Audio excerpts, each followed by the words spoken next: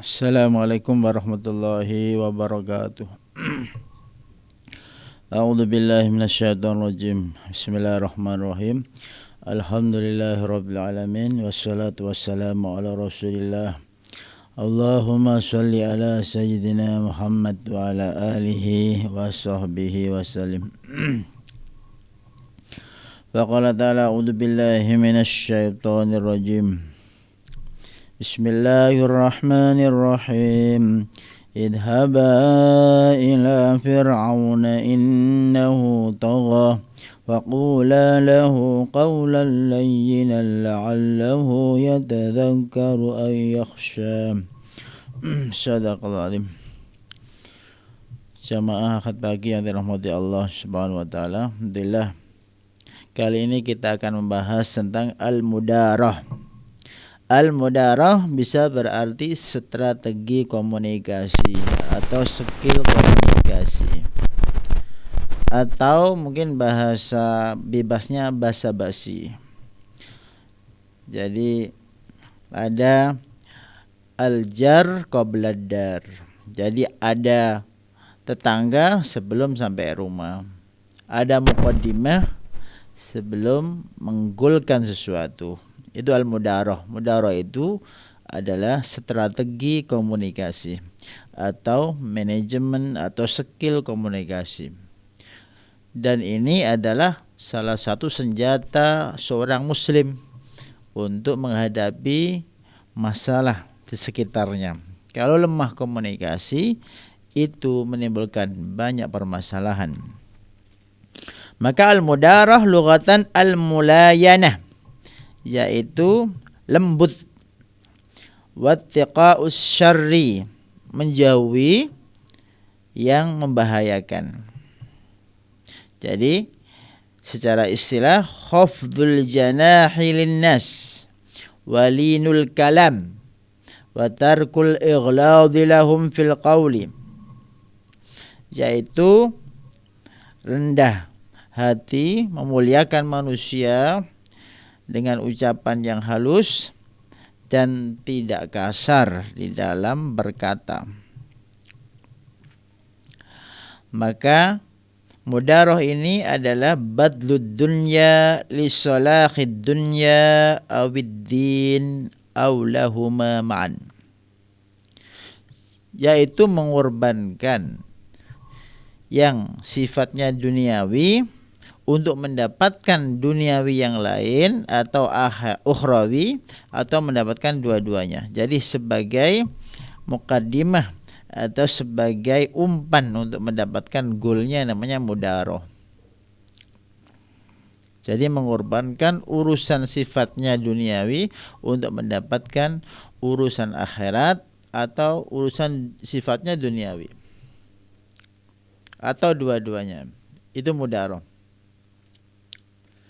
Sedangkan yang disebut mudahanah, kalau mudarah itu diperbolehkan, yang diharamkan adalah mudahanah. Mudahanah ini mengorbankan agama untuk mendapatkan dunia. Contoh, ya mencuri, mereka mengorbankan nilai-nilai kejujuran dia mendapatkan harta. Atau dia munafik, berarti dia bermuka dua, kelihatannya dia baik tetapi dia buruk. Maka yang diperbolehkan adalah mudarah.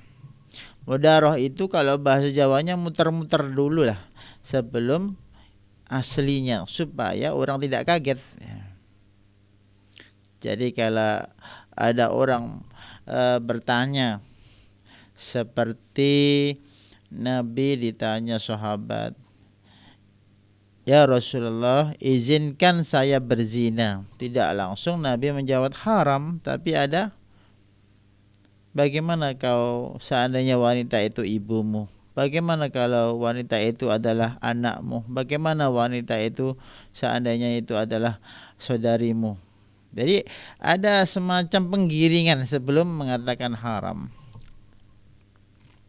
Disebut al-mudarah. Dan ini sangat disunahkan. Lawan darinya dari mudarah adalah mudahanah, yaitu mengorbankan nilai keagamaan untuk kepentingan dunia. Seperti mungkin dia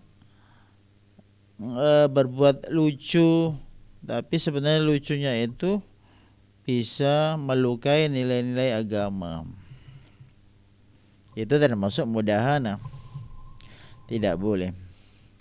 Yang boleh mudarah. Mudarah adalah mengorbankan yang sifatnya duniawi untuk mendapatkan ukhrawi. Namanya mudarah. Di dalam Al-Quran sudah disebutkan idhaba ila fir'auna innahu tagha. Nabi Musa sama Nabi Harun diminta untuk mendatangi Fir'aun. Ini bagian mudarah. Ngapain datang ke orang yang jelas-jelas maksiat? Tapi kan tujuannya barangkali bisa bertobat, barangkali dakwanya punya pengaruh, barangkali hidayah Allah turun kepada Fir'aun.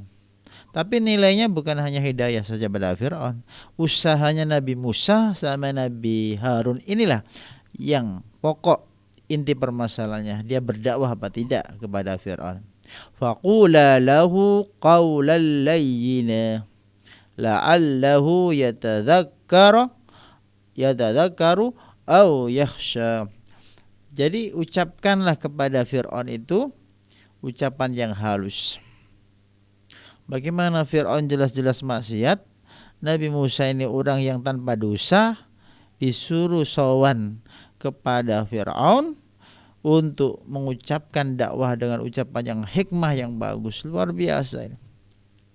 Maka kalau ada orang kasar pada kita, ya wajar lah. Sangat wajar. Mungkin orang itu bukan Nabi Musa, bukan levelnya Nabi Musa. Dan mungkin kita berhak diucapkan kasar juga. Tapi kita sebagai da'i usahakan tidak mengatakan ucapan yang kasar. Tapi faqula lahu qawlan layyina. Ucapkan ucapan yang halus. Faqula lahu qawlan layyinan la'allahu yatadhakkaru aw yakhsha. Toha 43.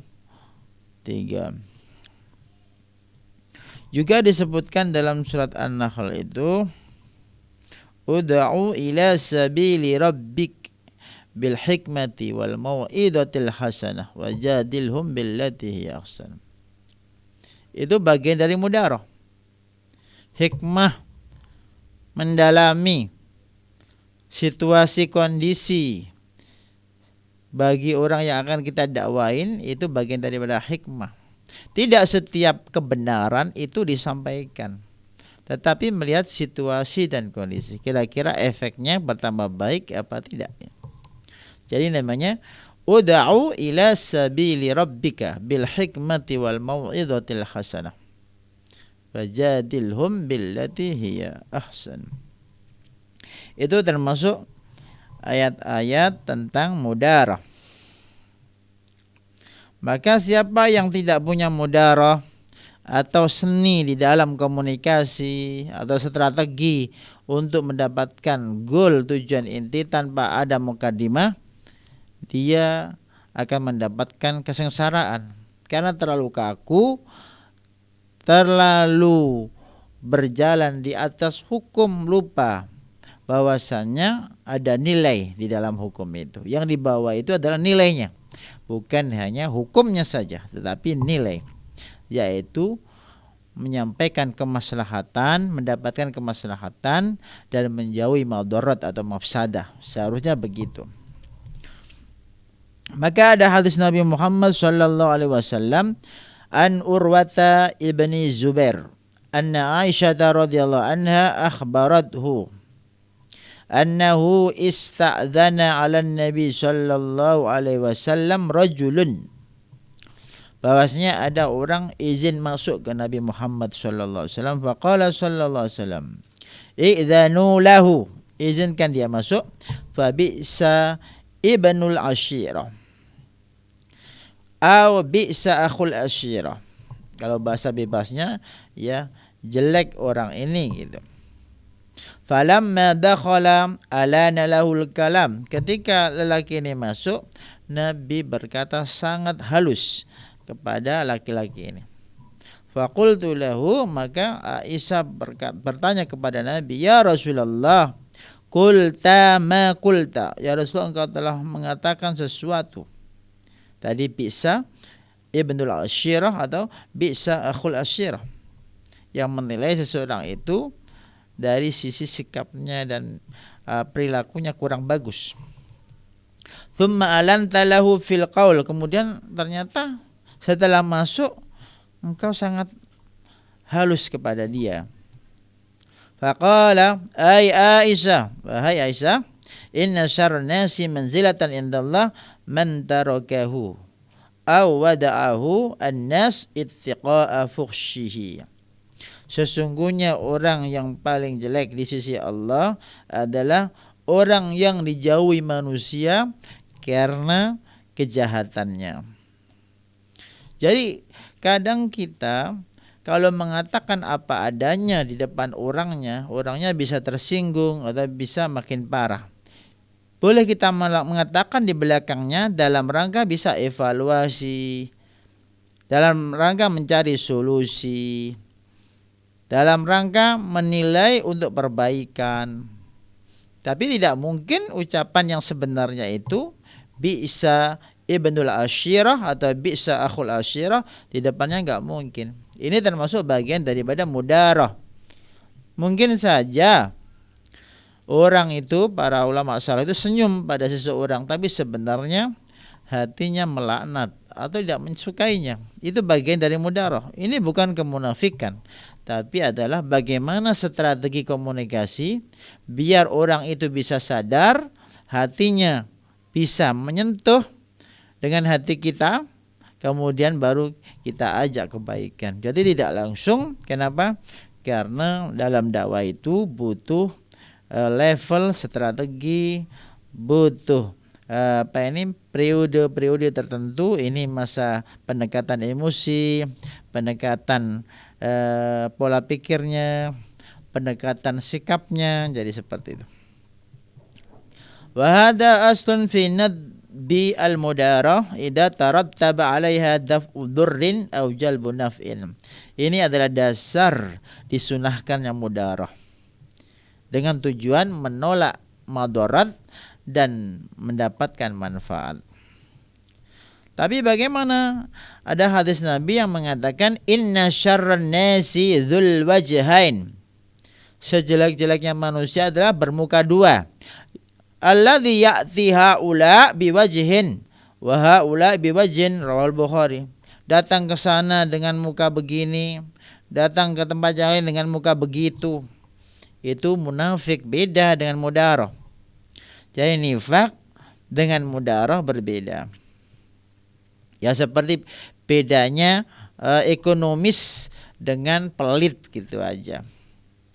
Seperti bedanya orang bijak dengan orang penakut.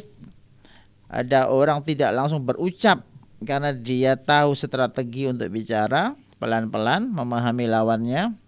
Ada orang tidak bicara karena takut, kan sama-sama diam. Terus apa yang membedakan? Yang membedakan nilai yang dibawa itu. Kalau yang hikmah, dia pasang strategi untuk menyadarkan, yaitu diam dulu. Kalau penakut, memang dia nggak bisa bicara, dia ketakutan, itu namanya juben. Maka mudarah itu kalau secara lahir seperti kelihatan munafik, tapi nilai di dalamnya itu mengandung strategi yang luhur, yaitu mendapatkan akhirat. Aqwalus salaf wal ulama fil mudarah. Qala al-Hasan, Hasan Basri berkata, qalu, para ulama dahulu mengatakan, al-mudaratu nisful akli, orang yang bisa komunikasi, yang enak didengar. Nisful akli itu 50% kecerdasan. Wa ana aqulu hiyal aqlu kullu, kata Imam Hasan Basri, kalau orang bisa komunikasi dengan baik itu kecerdasan 100%. Jadi sangat beruntung kalau orang itu memiliki skill bicara, skill komunikasi yang bisa diterima. Ibarat orang memukul itu enggak luka tapi menyadarkan. Jadi penting sekali untuk menghadapi komunitas yang berbeda-beda itu perlu adanya mudarah, seni komunikasi. Jangan terlalu vulgar mengatakan orang itu apa adanya, tidak baik. Contoh kalau ada orang gemuk, gemuk, itu kan nyinggung orang. Ya bisa dikatakan wah makin sehat saja, itu mudarah bagian gitu. Ada orang kurus, jangan bilang biting atau kayak jarum, itu tersinggung. Wah rajin puasa nih kayaknya. Ya ini mudarah, bagian dari mudarah. Jadi bahasa-bahasa itu muncul karena dari sifat yang bijak seorang muslim. Maka orang cerdas adalah orang yang bisa komunikasi dengan baik. Artinya tidak harus ahli ceramah. Artinya dia kalau bicara itu menyenangkan orang lain tanpa mengorbankan nilai agama. Ini disebut dengan mudarah. Itu kata Al-Hasan Al-Basri rahimahullah. Al-mudarah nisful aqli wa ana aqul hiya al-aqlu kulluhu. Apa kata Sayyidina Ali? Inna lanabushu fi wujuhi aqwamin. Inna setuhni kita iku lanabushu yakti nyebarke sapa kita fi wujuhi aqwamin. Ing dalam wajah para kaum wa qulubuna utawi ati-ati kita ikutul lainuhum, enggak suka sama mereka. Ini mudarah. Jadi bisa jadi mukanya senyum untuk menghargai emosi mereka, tetapi hati kita itu enggak suka perbuatan dia itu. Tapi kalau kita serem, kita bersengut pada orang itu, dia akan jengkel sama kita. Jadi memang langkah awalnya bagaimana secara emosi dia dekat dengan kita. Kedepannya langkah berikutnya pendekatan menyadarkan itu. Maka hadis Nabi istausu bin nisa'i khairan. Bernasihatlah kepada wanita itu kebaikan. Jadi kalau wanita itu lebih tinggi emosinya daripada rasionalitasnya, maka jangan pakai pendekatan rasio tapi ada emosi. Ibu-ibu itu kalau suka kalau dibilang makin cantik aja bu, suka itu. Ibu itu suka bilang wah bajunya bagus, itu pendekatan emosi mudarah pada ibu-ibu gitu. Wah tasnya bagus walaupun nggak ada isinya, tersinggung nanti gitu. Jadi ada istilah pendekatan emosi karena wanita itu emosinya lebih tinggi daripada rasio. Maka istausu bin nisa'i khairan. Termasuk ada hadis isma'u wa ati'u wa in ta'ammaru alaikum abdun habasyiyun mujadda. Dengar dan patuhi. Walaupun pemimpin kalian itu adalah hamba Ethiopia, mujadda itu hitam. Artinya apa? Perlawanan kadang lebih membahayakan, maka perlu ada namanya mudarah, yaitu pendekatan. Mudah-mudahan orang ini tadi sadar dengan pendekatan. Maka al-mudarah ini sangat dianjurkan. Qala Abu Bakrin al-Turtushi al-mudarah ayyuda an tudariya an-nasa ala wajhin yaslamu laka dinuka. Mudarah itu jika engkau berkomunikasi dengan orang dengan cara yang bisa menyelamatkan agamamu. Kamu tidak dilukai tapi agamamu tetap selamat gitu. Kan itu perlu kecerdasan. Jadi kayak Imam Syafi'i pernah dituduh Syiah, dihadapkan kepada khalifah, luar biasa dia, mudarahnya canggih sekali, sehingga selamat dari hukuman. Maka penting sekali kita memahami al-mudarah. Maka orang-orang cerdas itu kadang pingin memiliki dua skill. Skill pertama ya ini, skill komunikasi, yang kedua skill writing, yaitu bisa menulis ilmu, menulis karya ilmiah. Itu sudah kemuliaan di dunia luar biasa. Komunikasi yang baik dan menulis dengan cara yang baik. Kan kita lihat sekarang di internet tuh orang nulis sembarangan. Emosi nulis, marah nulis, itu membahayakan dirinya dan membahayakan yang baca. Karena dia harus belajar cara menulis yang baik. Ada juga nge-share video dengan ucapan kotor atau perilaku yang maksiat. Itu berarti dia belum tahu namanya al-mudarah. Itu enggak menguntungkan, membahayakan dirinya sendiri dan membahayakan orang lain. Kemudian apa fungsi daripada mudarah ini atau strategi komunikasi untuk mempengaruhi orang lain? Yang pertama, tazra'u al-ulfata wal mawaddata.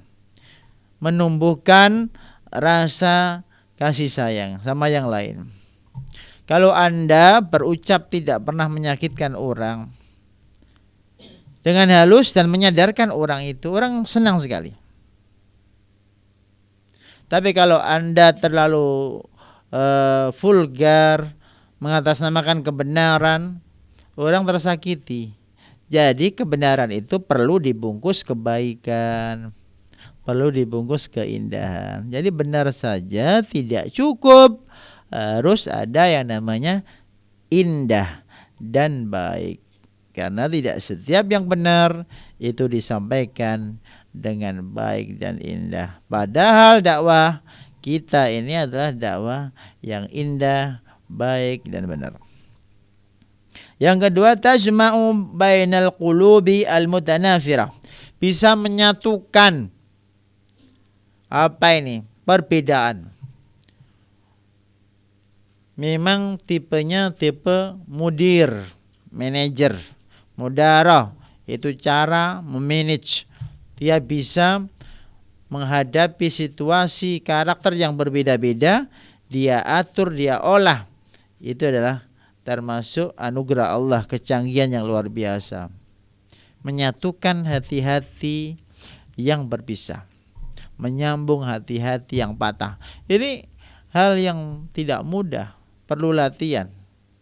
Maka kalau lagi marah, tahan emosi. Kenapa? Biasanya ucapan, perilaku, tulisan dalam kondisi marah-marah itu pasti merugikan ketika Anda sadar, ketika Anda baca saat marahnya sudah reda. Itu. Maka perlu ada mengatur emosi. Yang ketiga, min awamili injahid dakwah ilallah, termasuk faktor kesuksesan dalam berdakwah adalah bisa al-mudarah, yaitu komunikasi dengan baik. Yang keempat, tahqiq as-sa'adah az-zawjiyah, bisa merealisasikan kebahagiaan berkeluarga. Bisa jadi suami istri itu masing-masing memiliki kelemahan, tapi tidak perlu kelemahan itu diucapkan. Ini realita, ini benar, bukan masalah itu. Ini masalah perasaan orang itu. Jadi kalau suaminya gemuk gitu, jangan bilang tambah lemu mas, jangan begitu. Tapi katakan makin mantap aja nih, itu senang suaminya.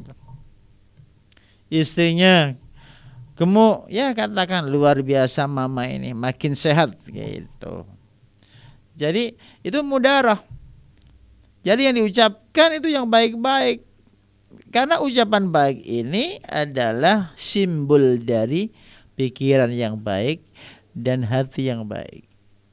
Ucapan yang terlalu vulgar, menyakiti hati orang, gak dibungkus dengan keindahan, memang hatinya vulgar, pikirannya terlalu vulgar. Penting kita mudarah ini. Di antaranya tahqiqus sa'adah az-zawjiyah. Maka di antara kebohongan yang tidak dianggap bohong adalah berbohong kepada pasangan dalam rangka harmonisasi gitu. Tidak setiap yang terjadi diungkapkan pada pasangan. Khawatirnya tersinggung, belum siap, perlu adanya strategi ini.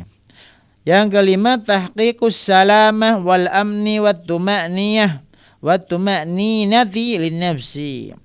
Merealisasikan ketentraman, keamanan jiwa. Karena nggak ada musuh, karena dia ucapannya bagus, otomatis tidak ada yang membuli di bawahnya. Tapi kalau postingannya itu jelek, pasti itu yang komentar sangat banyak. Dan kadang-kadang memang sengaja dia posting kejelekan, tujuannya mancing supaya dapat rating, kemudian dapat uang. Ya ini namanya tadi itu yaitu mengorbankan agama mendapatkan dunia, itu yang nggak boleh. Ini sering terjadi, membuat konten yang berbohong supaya banyak orang nonton, dia mendapatkan uang. Ini termasuk nifak, bukan mudaroh itu. Kemudian yang keenam, siyanatun nafsi min ahlil fujur wasyurur. Menjaga diri ini dari kejahatan orang lain. Ada orang itu tidak suka kita, kalau kita bisa berbahasa dengan baik kepada dia, terutama dia saat sakit kita jenguk, dia akan melentur, dia kejengkelannya agak berkurang.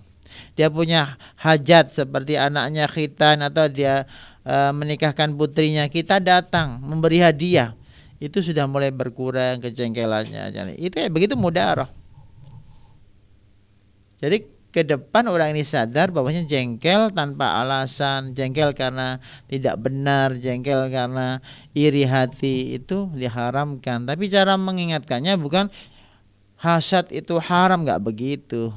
Tapi datangi ke rumahnya, beri dia hadiah, dia akan salut kepada si dai tadi. Akhirnya mengikuti jejak dai tadi. Itulah mudaroh. Terus contohnya bagaimana nih mudaroh ini? Yang pertama, interaksi manajer kepada bawahannya. Jadi mungkin ada anak buahnya terlambat, itu tidak usah ditegur dengan kamu sering terlambat. Ini orang ini nggak punya mudaroh. Seharusnya ada kata-kata yang lebih menyenangkan. Mungkin keluarga pada sehat, atau ada yang sakit gak sampai terlambat gitu. Itu kan sudah menyenangkan itu. Perhatian pada keluarganya. Oh iya, iya Pak, ada yang sakit Pak, jadi saya terlambat. Ya itu mudaroh juga. Jadi jangan dilihat lahirnya, kamu sering terlambat, dihukum, dipecat. Lah ini bagian daripada orang tidak punya mudaroh. Harusnya dia punya sisi-sisi manajerial untuk meningkatkan komunikasi. Yang kedua adalah al-khauf minal kufar wal ajzu an muqawamatihim. Jadi musuh begitu hebat kekuatannya, maka perlu juga ada namanya strategi komunikasi. Kalau langsung serang aja hancur. Jadi ada lobby komunikasi. Fi da'watin nas was sultan, termasuk mengajak manusia dalam kebaikan, pemerintah diajak kebaikan, itu tidak boleh dengan bahasa yang kasar, harus dengan cara yang halus. Kalau salah pun harus diingatkan dengan cara yang mudaroh. Bagaimana sadar tetapi tanpa meninggalkan luka. Faqula lahu qawlan layyina la'allahu yatadzakkar aw yakhsha. Al-mudaroh ma'al walidaini, itu yaitu komunikasi yang baik dengan orang tua. Contoh mungkin orang tua kondisinya kurang sehat, kemudian dia nanya keluarga kita, anak-anak kita. Kalau kita jawab sebenarnya orang tua makin berat psikisnya, maka perlu dimudaroh. Bagaimana anak-anak semua? Alhamdulillah, kondisi alhamdulillah, gitu udah cukup. Gak usah bilang lagi sakit semua, lagi gak usah. Itu nanti kasihan orang tua kita. Itu bagian mudaroh. Bagaimana usahanya lancar? Alhamdulillah ma, alhamdulillah bu, alhamdulillah ma. Itu bagian mudaroh. Kecuali dalam kondisi tertentu memang perlu vulgar dan dibutuhkan, itu kondisinya berbeda. Kemudian mudarah ma'zaujah muhafadzatan 'alal haya zaujiyah, ya termasuk itu pasangan suami istri itu juga pandai-pandai untuk berkomunikasi. Karena yang paling sering ketemu itu ya pasangan, yaitu keluarga itu. Orang kantor, kemudian masyarakat. Kalau nggak bisa komunikasi baik dengan keluarga, terus mau bahagia di mana? Oke, di kantor. Nggak bisa komunikasi baik dengan kawan kantor, mau bahagia di mana? Oke, di masyarakat. Dengan masyarakat juga nggak bisa komunikasi dengan baik, mau bahagia di mana? Padahal mudaroh ini sumber kebahagiaan. Akrab dengan siapa saja. Di rumah ketemu musuh, di kantor ketemu musuh, di masyarakat ketemu musuh. Terus mau tinggal di mana? Wong hidupnya ya masyarakat, rumah, pekerjaan, apa lagi? Ke masjid kan masyarakat juga. Jadi mudaroh ini sangat penting. Artinya kalau kita bisa menguasai 3 komunitas ini, keluarga, masyarakat, dan tempat kerja, itu luar biasa. Artinya ya disitulah kebahagiaannya. Ada orang di kantor pengen cepat pulang, ada orang sudah pulang pengen ke kantor, ada orang di kantor pengen jalan-jalan. Ini tidak menikmati situasi kondisi yang ada. Kemudian kenapa orang tidak bisa mudaroh ini? Komunikasi yang baik. Al-ajalah wa toisu. Dia tipe tergesa-gesa. Wa sur'atul ghadab, yakni mudah marah dia. Wal intisar li nafsi, suka membela dirinya atau ego. Jadi memang kita lebih utama memahami lawan bicara kita. Kita jangan memposisikan ingin difahami, tapi kita yang memahami. Posisikan kita memahami posisi dia. Dia sakit, pakai bahasa ketika kita sakit. Dia miskin, pakai bahasa seperti seakan-akan kita ini seperti dia. Jangan sampai ketemu orang miskin penampilannya luar biasa. Ini memang nggak bicara apa-apa, tapi aksinya ini menimbulkan kesenjangan perasaan. Ini sudah beda, orang nggak mau mendekat. Yang kedua ada mutafahum al-waqi' wa taba'i'in nas, karena nggak memahami realitas dan karakter manusia. Memang realitanya masyarakat kan macam-macam sifatnya. Otomatis kita harus punya banyak topeng. Topeng ini bukan untuk kemunafikan, tetapi dalam rangka melangkah awal gitu. Kalau dia petani, kita bahasanya membahas pertanian. Kita model-model gaya penampilannya kayak dia. Kalau dia itu pedagang, kita bicara tentang perdagangan. Itu kan mudaroh. Jangan sampai orang ahli kimia ke petani bicara kimia, ya enggak nyambung. Dia suka bola, maka angkat tema persepak bolaan, kan gitu. Dia suka buku terbitan terbaru, bicara tentang resum buku, cara membaca dengan cepat, kan harus begitu. Itu mudaroh. Yang ketiga su'ul khuluq wa ghildatul qalbi, karena memang hatinya keras ya. Jadi memang harus mengingat orang-orang lemah.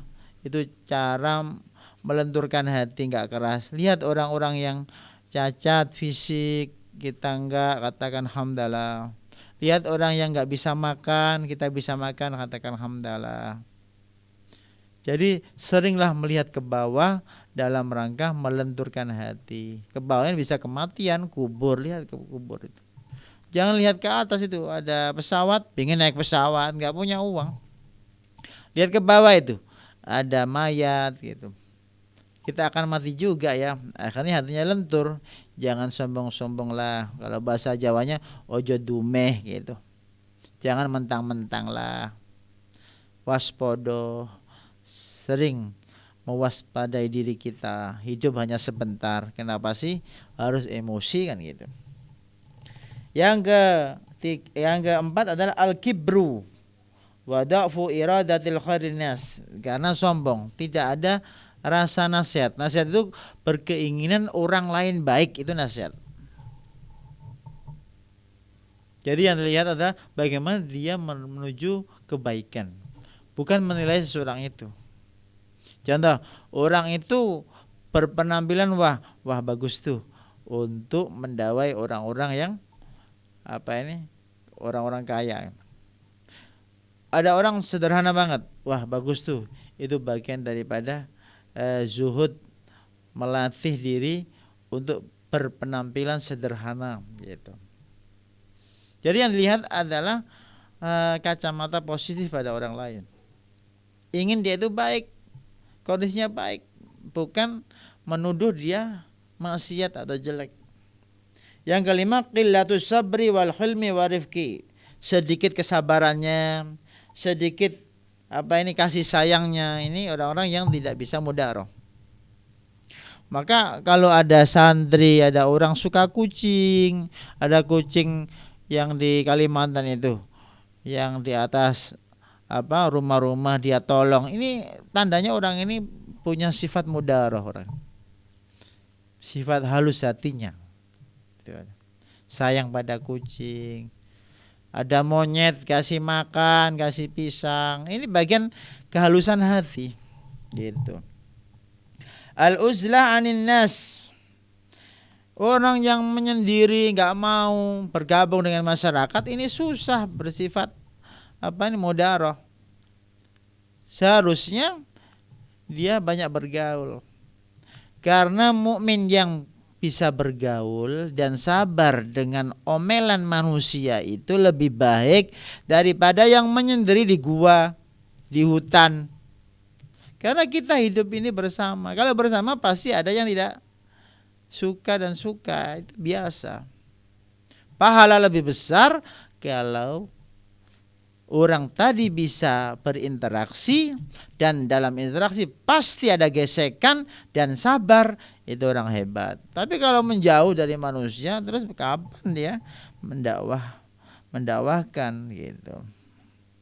Maka wasilah mudarah itu diantaranya kebalikannya tadi, at-tahalli bi khuluqis sabri, melatih diri sabar, an-nadhar lil masalih al-mutarattibah alal mudarah, melihat visi ke depan, efek ke depan. Kalau orang bisa komunikasi dengan baik, akibatnya lebih bisa dekat secara emosi, secara fikrah, pemikiran, secara perilaku, bisa ditiru orang.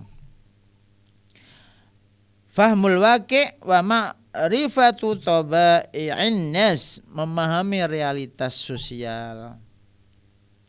Jadi jangan terlalu ideal. Masyarakat memang begitu. Ada yang ngebut, ya kita ingatkan pelan-pelan. Ada yang kalau tahun baru itu ada petasan, ada kembang api. Ya ada cara mengingatkan dengan pelan dan halus, dan akhirnya sadar. Tidak harus langsung haram atau itu mubadir, israf. Ini terlalu terlalu vulgar, orang nggak pada suka gitu. Pencuri saja dibilang pencuri nggak mau kok. Orang salah dibilang salah itu pada umumnya nggak mau kok. Dia mau kalau dengan tersirat atau hal yang tidak mempermalukan dia gitu. Maka penting sekali mudaroh ini. Yang terakhir adalah ikhtisabul ajri fi da'watil khalqi. Jadi memang setelah menemukan perbedaan-perbedaan itu, maka seharusnya menganggap perbedaan-perbedaan itu sebagai ladang pahala. Semakin tersakiti mungkin, semakin besar juga pahalanya. Dan sabar, tetap berharap kebaikan. Seperti dalam surat Yasin, wa jaa min aqsal madinati rajulun yas'a. Itu Habib An-Najjar kan dilempar batu sampai meninggal. Tapi ucapannya qala ya laita qaumi ya'lamun bima ghafara li rabbi wa ja'alani minal mukramin. Dia masih punya harapan baik pada orang lain. Yang melempar batu dia doakan supaya dia sadar. Padahal sampai mati itu. Bukan kemudian bicara pengadilan, bicara nuntut. Ini bicara bukan masalah hukum lagi, bicara adalah kasih sayang global. Bagaimana kaumnya juga bisa masuk surga seperti dia. Saya kira ini para jamaah yang dirahmati Allah, mudah-mudahan ada manfaatnya. Subhanakallahumma rabbana bihamdika asyhadu an la ilaha illa anta astaghfiruka wa atubu ilaik. Wassalamualaikum warahmatullahi wabarakatuh.